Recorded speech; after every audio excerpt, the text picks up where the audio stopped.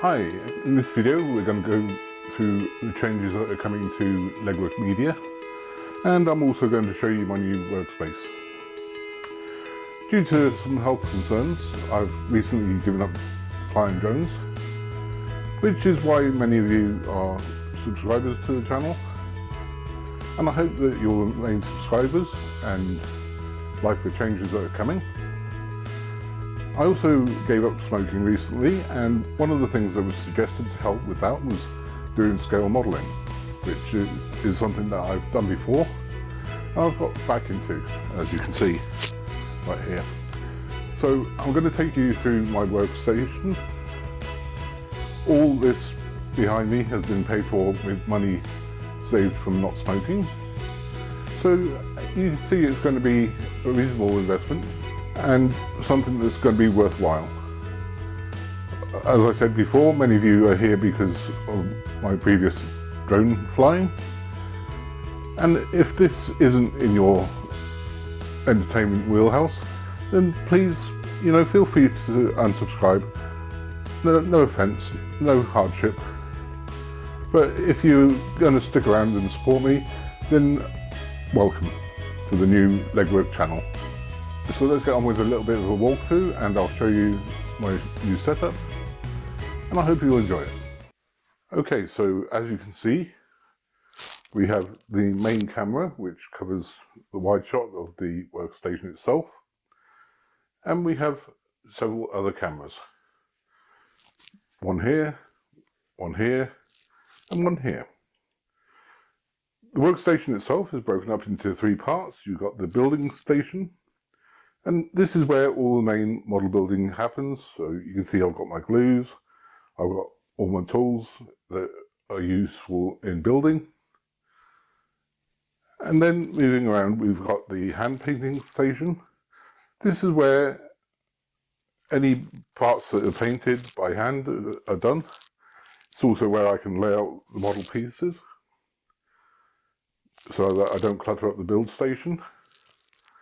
And finally we have the spray booth, and this is where the main painting happens for the larger parts and the model itself. And that's basic overview. So if we take a closer look in the build section, you can see we have a desktop which is covered, we have the tools, and we have here knives, files, cutters, tweezers, glues, everything you can think of that you might need to do small scale modelling projects. There's a top-down camera so that I can show you as I'm actually doing things, what I'm doing. It has an independent light source, which is very handy when it comes to modelling. And I have a field monitor that allows me to glance at that to make sure everything's in shot, instead of having to look up at the camera all the time. Moving around to the hand painting station, you can see I've got some paints.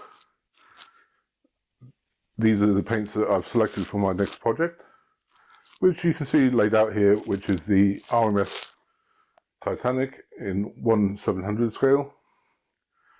And on the board here we have the masking tapes, acrylic pens, alcohol, and a few other things that come in handy when it comes to painting.